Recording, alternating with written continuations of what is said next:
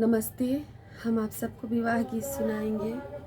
हंसत खेलत रहली पापा के आंगन मायर ससुरे में बड़ा दुख होला रे ललन मायर ससुरे में बड़ा दुख होला रे ललनमा।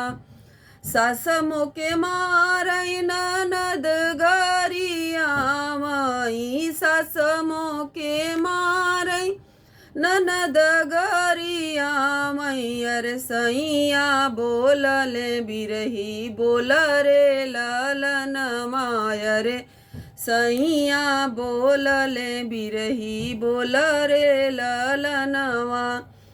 रोई रोई बीतेला ससुरे क दिन मायर नैहरे क आवेला तब याद रे ललन मायर नैहरे क आवेला तब याद रे ललनवा।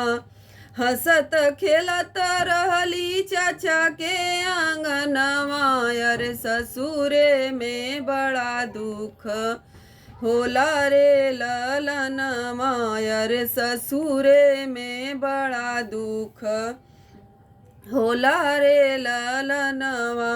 जेठ मोके मारई जेठानी गरिया मैयर सैया बोलले बिरही बोल रे ललन मायर सैया बोलले बिरही बोल रे ललनवा।